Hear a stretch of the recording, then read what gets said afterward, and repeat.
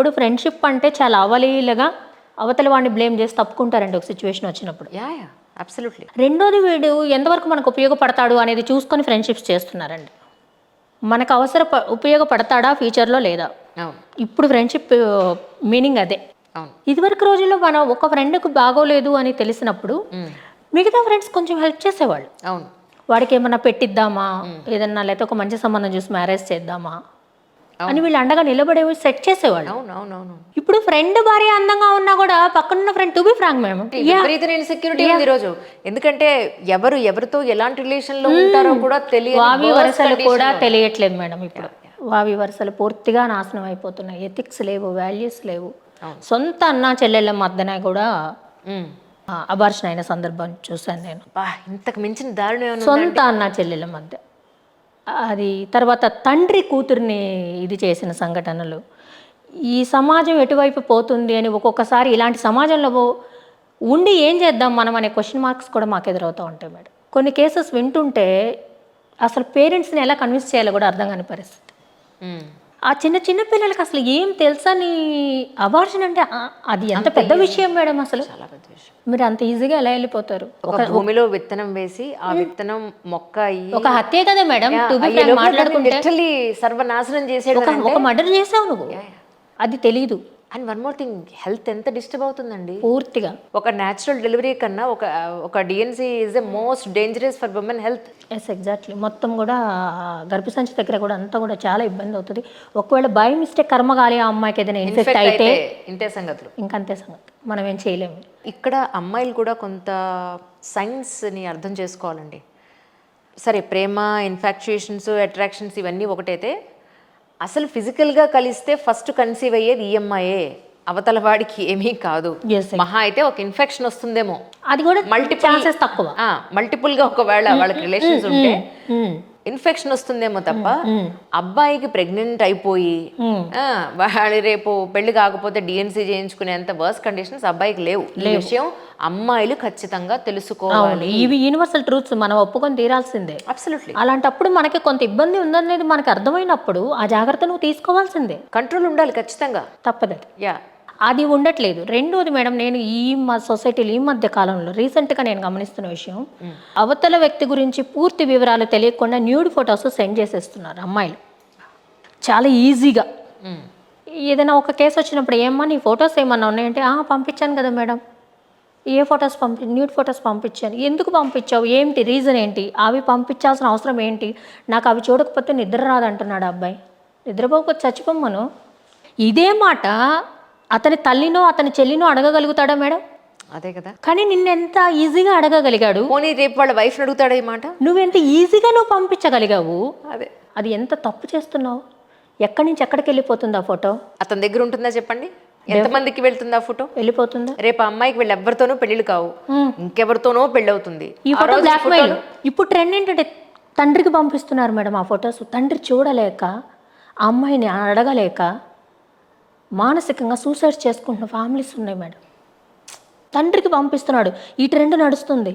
What is the reason? Because ego satisfy అవుతుంది వాడికి. Psychoism, ego కూడా నాట్ ఈగో, మనం దాన్ని ఈగో అనడానికి కూడా లేదు. ఆ సైకోయిజం వాడికి ఎక్కడో సాటిస్ఫై అవుతుంది. తండ్రికి వయసు వచ్చిన కూతురు న్యూడ్ ఫోటో సెండ్ చేస్తున్నాడు వాడు. That is emotional blackmailing. Absolutely. ఎందుకు వీళ్ళకి ఈ కంట్రోల్ ఎందుకు ఆడపిల్లలకు రావట్లేదు? ఎందుకండి మనిషిలో ఎంత? నువ్వు నీ తల్లి ముందు బట్టలు మార్చుకోలేవు, నీ తండ్రి ముందు నువ్వు ఫ్రీగా, నీ అన్నదమ్ముల ముందు ఉండలేవు, నువ్వు పరాయి మగవాడికి నువ్వు ఎలా సెండ్ చేస్తావు? ఎగ్జాక్ట్లీ. నువ్వు ఎందుకు అంత కంట్రోల్ తప్పాల్సిన అవసరం ఏంటి? ఈ హార్మోనల్ చేంజెస్ ఇవన్నీ, నువ్వు ఒక చదువుకున్న స్టూడెంట్వి, నీ బాడీలో జరిగే చేంజెస్ గురించి, ఒక హార్మోన్స్ గురించి, ఆ బ్యాలెన్సింగ్ గురించి ఆ మాత్రం నీకు తెలియదా? ఇది నేను కంట్రోల్లో ఉండాలని నీకు తెలియట్లేదా? ఎంత తల్లిదండ్రుల ప్రాణాలు పణంగా పెట్టేటువంటి గేమ్ అయిపోయింది మేడం లవ్ అంటే. నిజం. అబ్బాయి వైపు ఎవరైనా సూసైడ్ చేసుకుని ఈ మధ్యకాలంలో మనం విన్నామండి? అబ్బాయి న్యూడ్ ఫొటోస్ ఏమన్నా సోషల్ మీడియాలో వస్తున్నాయా? అసలు వస్తే ఎవరండి పట్టించుకునేది? వాళ్ళని చూసి ఇవతల వాళ్ళే సిగ్గుపడి ఏదో ఒకళ్ళు తీసేసేయండి అంటారే తప్ప, అదే అమ్మాయి ఫోటో అయితే 100 మంది చూస్తారు, షేర్ చేసుకుంటారు. దానివల్ల ఏమవుతుంది? నువ్వు సొసైటీలోకి వెళ్ళలేకపోతున్నావు. సో ఇంత వాళ్ళకి నష్టం ఉందో లేదో తెలీదు, మన లేడీస్కి డెఫినెట్గా నష్టం ఉందనేది ట్రూ.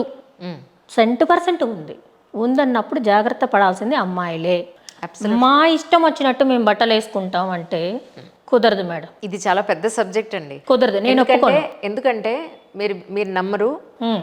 ఆడపిల్లల డ్రెస్సులు అంటే చంటి పిల్లలకే సేఫ్టీ లేని ఒక నెలల మృగాల బిడ్డలకి, మధ్య నెలల మృగాల బిడ్డలకి. మధ్య బతుకుతున్నప్పుడు ఎగ్జాక్ట్లీ. మన సేఫ్టీ గురించి మనం కూడా ఆలోచించుకోవాలి.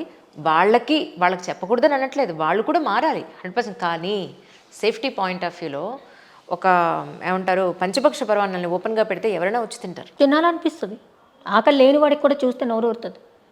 సో మనము చేసేది తప్పు. It's all about human safety అండి, అంతే, అంతకు నీ మించి. భర్తతో వెళ్ళేటప్పుడు నువ్వు వెళ్ళి కొంచెం పక్కన సెక్యూరిటీ ఉంటుంది. అవును అవును.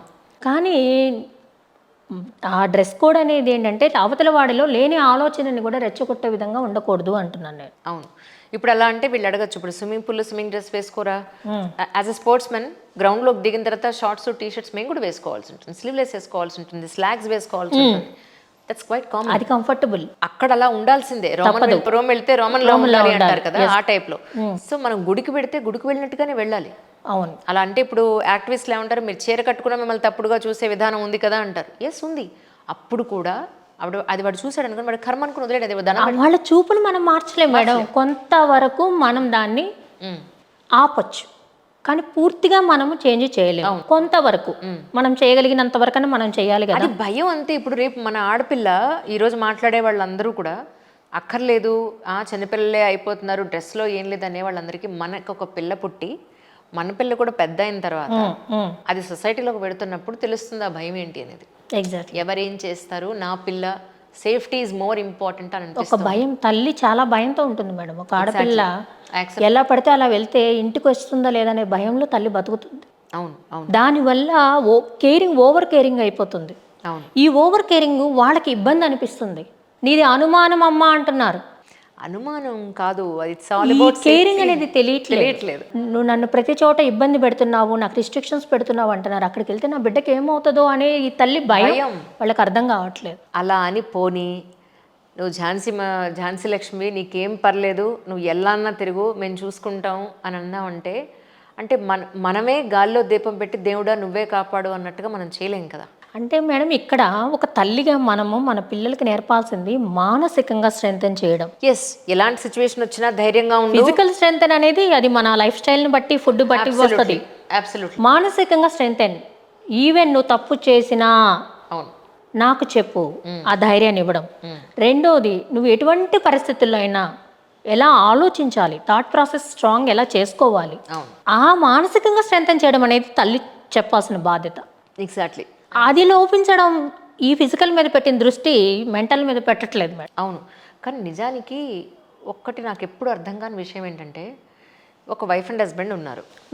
మా హస్బెండ్ నైజం ఇది, నేను ఒక మాట ఇలా అంటే ఆయన ఇలా అంటారు కాబట్టి నేను ఇలా అని ఆయన నా దారిలోకి తెచ్చుకోవాలి, లేదా ఇలా మాట్లాడతారు కాబట్టి నేను ఇలా ఉండి నా పని నేను చేసుకోవాలి. ఇలాంటివి నిజంగా ఒక రియల్ లైఫ్లోకి వచ్చినప్పుడు అది ఆర్టిఫిషియాలిటీ అయిపోదా? డెఫినెట్గా అయిపోతుంది మేడం కదండి. భార్యాభర్తల మధ్య ఉండాల్సింది అండర్స్టాండింగ్. అవును, స్ట్రాటజీలు కాదు. నేను ఒక సినిమా చూసాను, మలయాళం సినిమా. ఆ లేడీ వైఫ్ అంతా సైకాలజిస్ట్ ఉంటారు, వీడిని మొత్తం చదివేస్తుంది, వీడికి ఎలా చేస్తే ఇష్టమో అలాగే చేస్తూ ఉంటుంది. సో వన్ ఫైన్ డే అదేంటి అన్ని ఇలానే చేస్తున్నావు, నీ అంతటా నువ్వు ఏది చేయట్లేదు, నాకు ప్రతిదీ ఇలా చేస్తే నేను ఇలా ఉంటాను కాబట్టి నువ్వు ఫాలో అవుతున్నావు అనేది చూసి నాకు చాలా ఇన్యాచురల్గా అనిపించింది. అక్కడ మన ఐడెంటిటీ మనం కోల్పోతున్నాం కదా మేడం. ఎగ్జాక్ట్లీ. అతనిలాగా నువ్వు బతుకుతున్నావు. ఇప్పుడు అతనికి నీ యాటిట్యూడ్ నచ్చాలి, నీది అతనికి నచ్చేటట్టు మనం చేసుకోవాలి. ఒక మ్యూచువల్ అండర్స్టాండింగ్ అనేది ఉంటే బాండింగ్ నిలబడుతుంది. దెబ్బ తీసుకోకూడదు. అక్కడ మనం ఎంతసేపు మన ఐడెంటిటీని కోల్పోయి అవతల వాళ్ళకి అణిగిమణిగి ఉండిపోతాం. ఎగ్జాక్ట్లీ. అక్కడ చులకనైపోతాం కొంత కాలానికి. అవునవునవును.